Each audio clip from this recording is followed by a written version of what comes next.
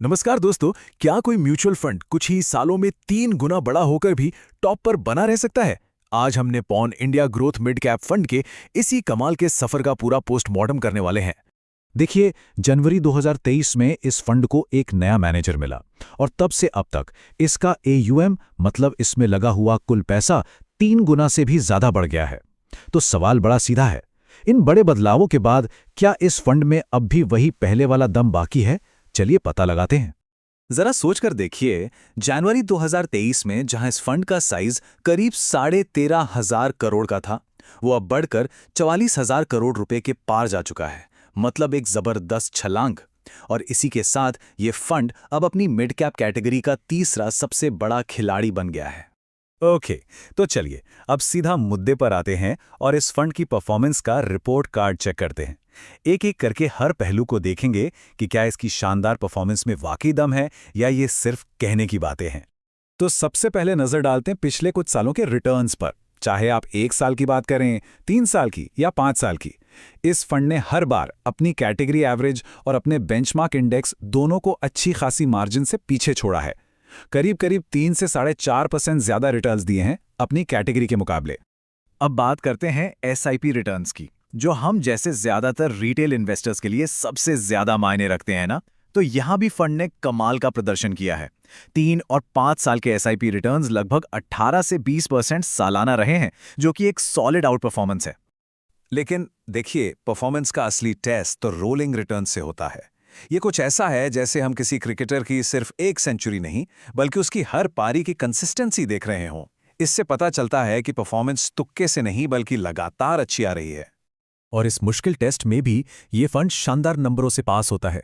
इसने लगातार अपनी कैटेगरी को लगभग 3% और बेंचमार्क को भी अच्छे खासे मार्जिन से पीछे छोड़ा है। ये साफ बताता है कि फंड की परफॉर्मेंस में कंसिस्टेंसी है। और जो बात सच में हैरान करती है वो है इसकी सालाना कंसिस्टेंसी। आप सोचिए, पिछले 8 सालों में से 7 साल इस फंड ने या तो अपनी कैटेगरी में टॉप किया है या फिर दूसरे नंबर पर रहा है। ये वाकई कमाल की बात है। तो एक बात तो बिल्कुल साफ है कि रिटर्न्स के मामले में ये फंड जबरदस्त है। और अगर आपको ये डिटेल एनालिसिस पसंद आ रहा है तो इस वीडियो को एक थम्स अप जरूर दीजिएगा। आपका एक लाइक हमें और भी बेहतर रिसर्च करने के लिए मोटिवेट करता है। लेकिन एक बड़ा सवाल, क्या ये जबरदस्त रिटर्न्स बहुत ज्यादा रिस्क लेने की कीमत पर आ रहे हैं? चलिए अब इस सवाल का जवाब ढूंढते हैं और देखते हैं कि ये फंड तूफानी बाजार में कितना सेफ है। अच्छा, जब हम इसकी वोलेटिलिटी यानी उतार चढ़ाव को नापते हैं तो ये अपनी कैटेगरी के दूसरे फंड से थोड़ा ज्यादा चंचल नजर आता है। मतलब ये एक तेज रफ्तार वाली गाड़ी की तरह है जो रास्ते पर थोड़ी ज्यादा उछल कूद करती है। लेकिन रुकिए, कहानी में एक ट्विस्ट है। ज्यादा वॉलेटिलिटी का मतलब हमेशा ज्यादा रिस्क नहीं होता। जब जब मार्केट गिरा है, पिछली 9 में से 6 बार इस फंड ने अपनी कैटेगरी और इंडेक्स दोनों से बेहतर प्रदर्शन किया है। मतलब गिरावट में इसने इन्वेस्टर्स के पैसे को बेहतर तरीके से बचाया है। तो आखिर इसका सीक्रेट सॉस क्या है? ये कैसे हाई रिटर्न्स और अच्छी सुरक्षा दोनों का जादू कर पा रहा है? चलिए अब इसके इन्वेस्टमेंट स्ट्रैटेजी के राज से पर्दा उठाते हैं। इसका एक जवाब छिपा है इसके पोर्टफोलियो में। ये फंड अपनी कैटेगरी के दूसरे फंड्स के मुकाबले बड़ी और मजबूत कंपनियों में थोड़ा ज्यादा पैसा लगाता है। यही चीज इसे बाजार की गिरावट में एक तकिए की तरह सेफ्टी देती है। और हां, ये कैश लेके बैठने से भी बचता है। और यहां एक बहुत बड़ा बदलाव आया है जनवरी 2023 में नए फंड मैनेजर रुपेश पटेल के आने के बाद।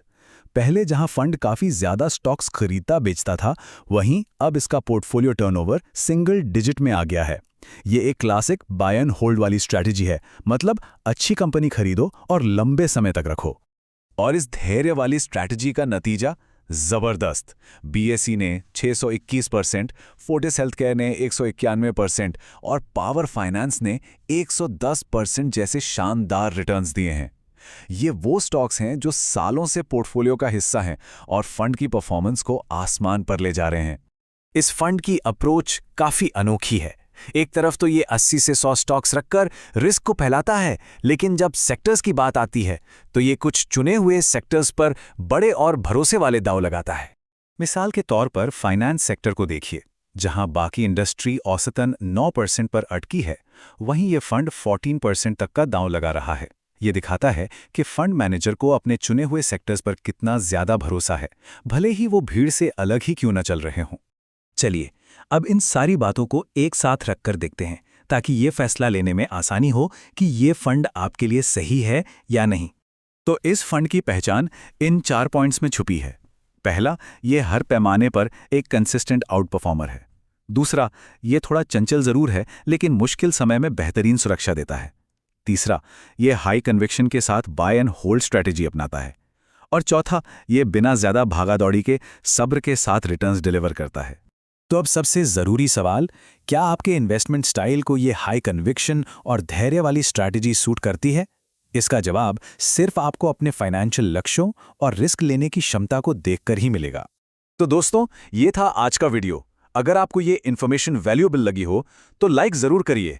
आपका एक लाइक मुझे और ऐसे इन्फॉर्मेटिव वीडियोस बनाने के लिए मोटिवेट करता है।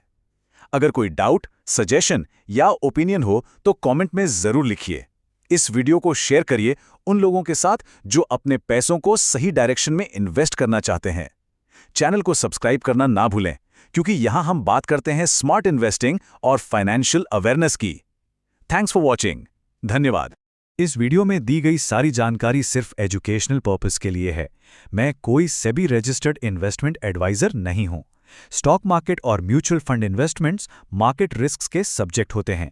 किसी भी इन्वेस्टमेंट डिसीजन से पहले अपनी रिसर्च करें या अपने फाइनेंशियल एडवाइजर से सलाह लें।